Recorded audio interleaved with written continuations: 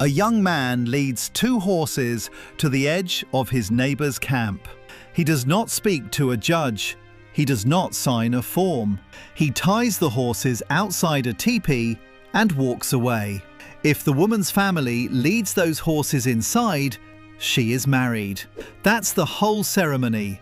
No license, no officiant, no government watching. Just two horses and a decision.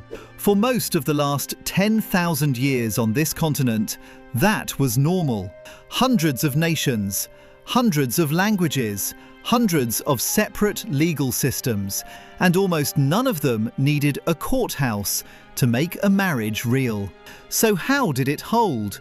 How do you build a lifelong bond, raise children, and pass down land and name with nothing on paper? One caveat before going further: there were several hundred distinct nations on this continent before European contact, each with its own language, its own government, its own marriage customs, and no single video can speak for all of them at once. What follows draws on documented practices from specific nations, named as they come up, not a single flattened Native American tradition that never actually existed as one thing. Keep that in mind as the examples pile up. Among the Lakota, the horses were the proposal and the wedding at once. A suitor's family gathered as many horses as they could afford and staked them near the young woman's family lodge. Sometimes 10, sometimes more if the young man's family wanted to make a point. If her family led the horses inside, the answer was yes. And by most accounts, the marriage existed from that moment forward. No separate religious ceremony required. The couple simply began living as husband and wife. The community treated them that way immediately.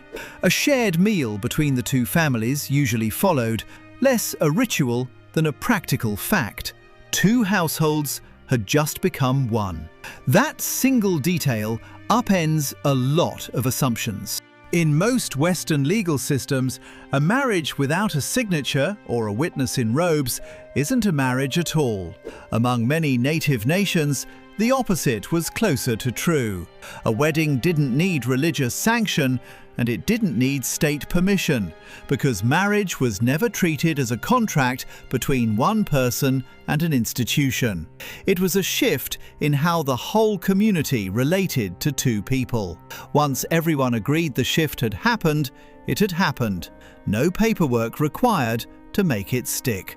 Take the Algonquin nations, whose territory once ran from Virginia up into what is now New Brunswick. A couple preparing to marry didn't hire an officiant. They chose 4 sponsors instead, older and well-respected members of the community. And those 4 people didn't disappear after the ceremony. They stayed attached to the marriage for the rest of its life, offering guidance when the couple fought, stepping in when a decision needed a steady hand.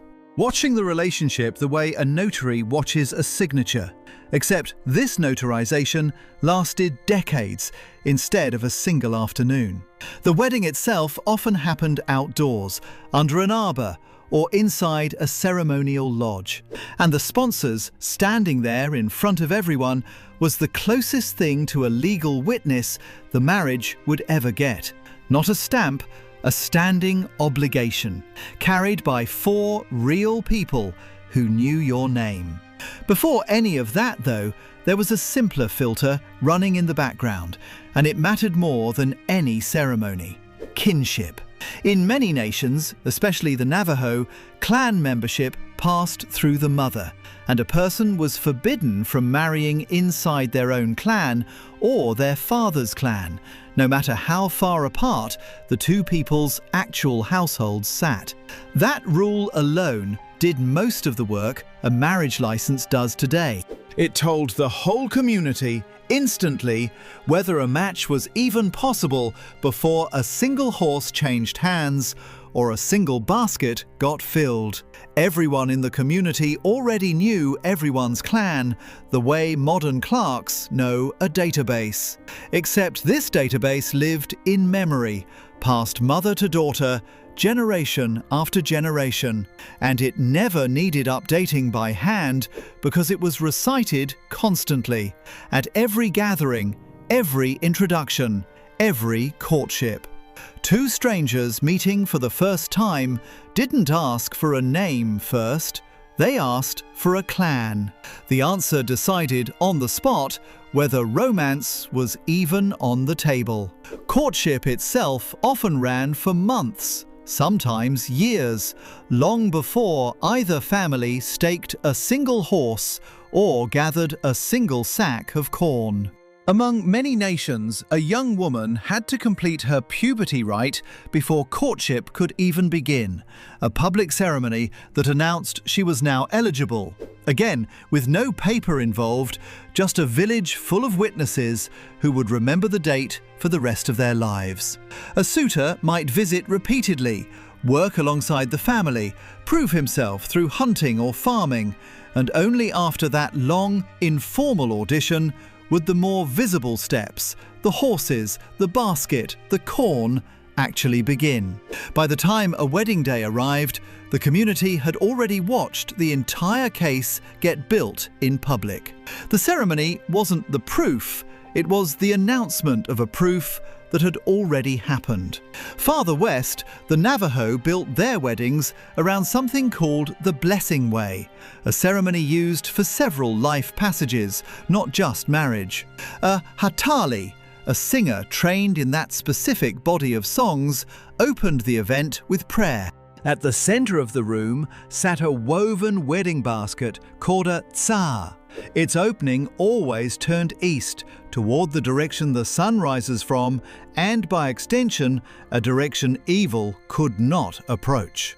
Cornmeal filled the basket for both prayer and blessing. Near the end, the hatali spoke directly to the couple about the weight of what they were entering, about their duties to each other and to both families. Older relatives in the room added their own advice on top of his. That address, spoken out loud in front of everyone who mattered to the couple, functioned as something close to a vow. Nobody needed a certificate to prove it happened. Everyone in that hogan had heard it with their own ears. The Hopi took a different route to the same end, proof through labour, not signatures. A Hopi wedding could take a year or more to prepare, and not because of invitations or venues, because of corn. The groom's family had to supply woven clothing and meat before the ceremony, sometimes an entire butchered animal. The bride's side had to gather cornmeal, piki bread, flour, and baked goods in quantities that took seasons to accumulate, sometimes filling bins and barrels around the house long before a wedding date was even set. That slow, visible build-up of food was the paperwork. It told the whole community that both families could provide, that the match had been thought through and not rushed. By the time the actual ceremony arrived, the marriage had already been proven in flour and mutton, long before anyone spoke a word over the couple. Food carried the same weight almost everywhere on the continent, even outside Hopi country. A Cherokee groom traditionally gave his bride a cut of deer meat, a wordless promise that he could hunt and provide. She might answer with corn or fry bread, her own promise that the household would eat. 2 gifts, no contract, and yet the meaning was unmistakable to everyone watching. At many weddings, the meal that followed had its own order, elders eating first, then the bride and groom, then the sponsors, then everyone else. A seating chart that said more about who mattered and who was responsible for whom than any legal document ever could. Venison, squash, beans, corn, fry bread. None of it was decoration. It was the reception acting as a second, edible ceremony. One more way of making a private promise impossible to miss. Some nations put the vow itself into an object instead of a sentence. Pueblo, Navajo, and Ute wedding traditions all use a distinctive clay vessel with two spouts rising from one body and a single handle joining them. One spout for the bride's life, one for the groom's.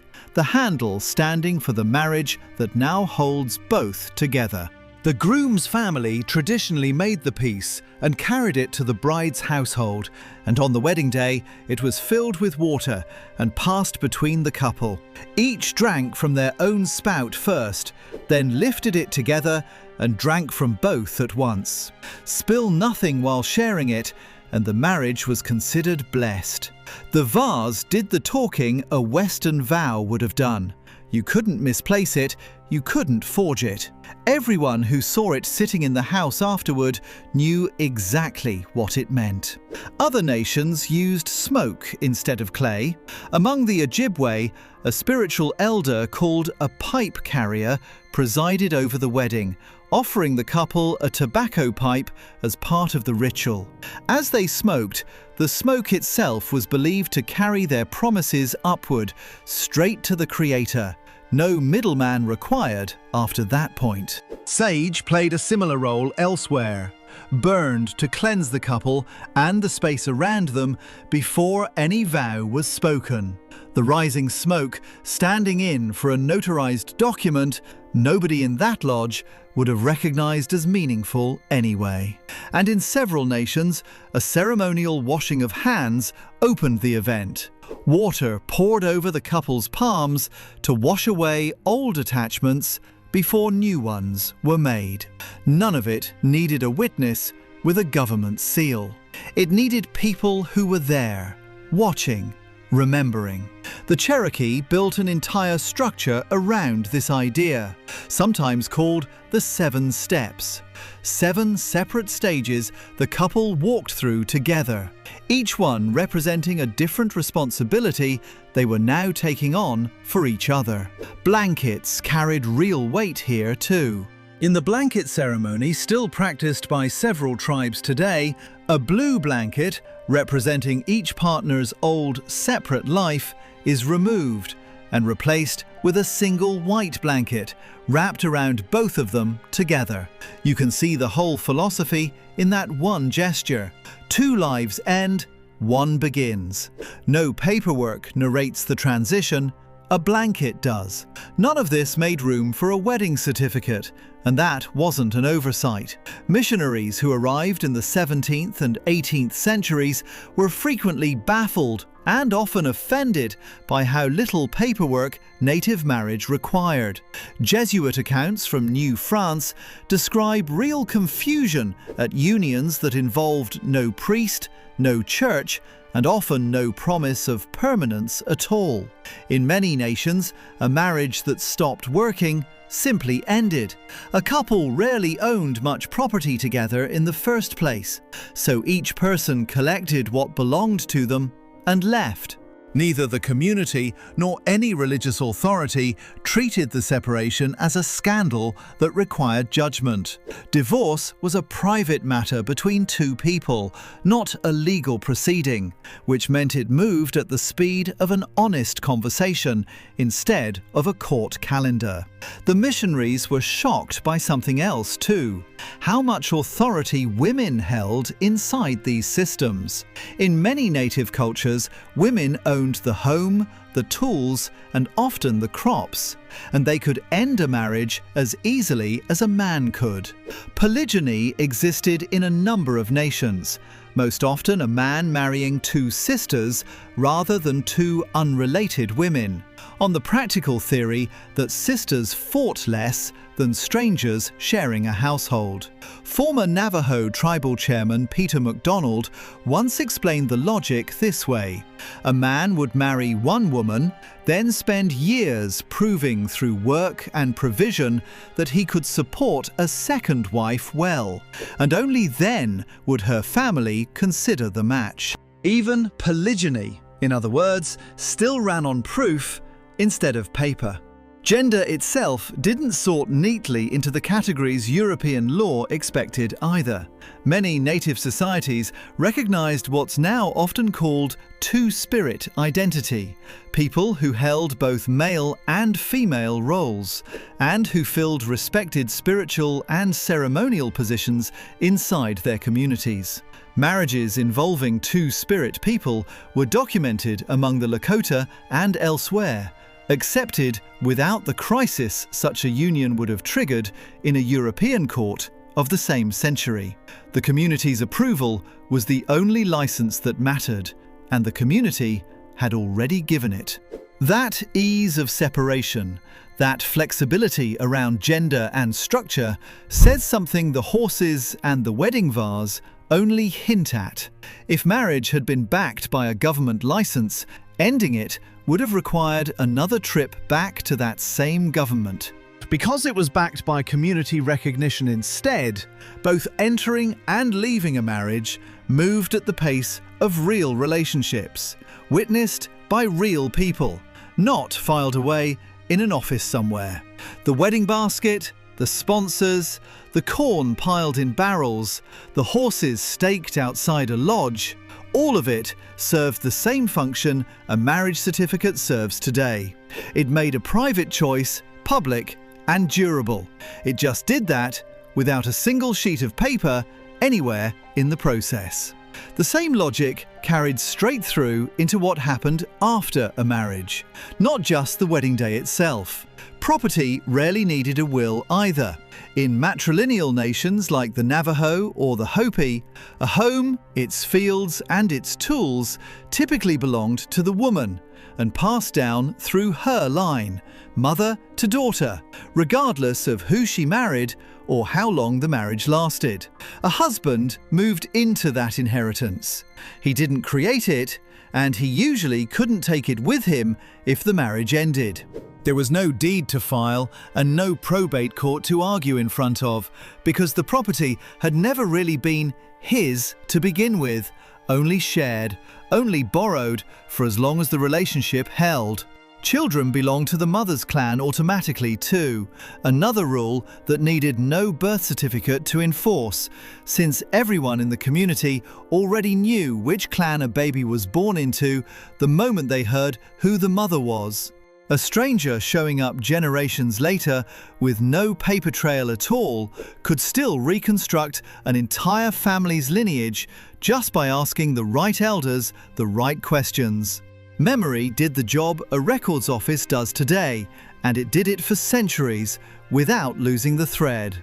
By the 19th century, federal and territorial governments began pushing native couples toward Western-style licensed marriage, sometimes through outright legal pressure, sometimes simply by making tribal unions invisible to inheritance and land law, unless a couple also married under state rules. Many communities adapted. An elder's blessing sat alongside a courthouse form. The sponsors, the basket, or the horses stayed in the ceremony, right next to a piece of paper the outside world would finally recognize. But the older systems never fully disappeared. On reservations and in tribal communities today, you can still find weddings where a pipe carrier passes tobacco smoke over a couple, where sage smoke drifts up to carry a prayer, where 4 sponsors stand behind the couple, exactly like their great-grandparents did 2 centuries earlier. Some of that older logic is getting formal recognition again, on its own terms this time. Several tribal nations now run their own marriage codes through tribal court, issuing licenses that carry legal weight on the reservation without ever routing through a state office. A couple can be married under Navajo Nation law, for instance, with a Navajo Nation judge signing off, the paperwork existing but existing on tribal terms, inside tribal jurisdiction, answerable to tribal government instead of a county clerk 2 hours away. It's not a return to horses staked outside a lodge. It's something closer to a translation, an old idea about community authority rebuilt using a modern legal shell.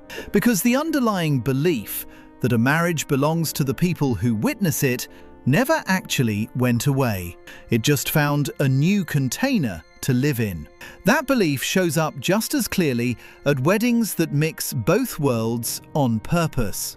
A bride might carry a wedding vase and a marriage certificate in the same afternoon. A groom might smoke a ceremonial pipe with a pipe carrier in the morning and sign a state license before a judge that same evening. Neither side of that pairing cancels the other out. The paper satisfies the county. The pipe, the basket, the sponsors standing at the back, those satisfy something the paper was never built to hold in the first place. So what actually makes a marriage real? For most of human history on this continent, the answer had nothing to do with ink. It was witnesses who would remember what they saw for the rest of their lives. It was 4 sponsors who stayed for decades, not 4 minutes in front of a clerk. It was a family spending a year filling barrels with corn so the whole community could watch a promise get built in public, 1 sack at a time. A government stamp is fast, almost instant.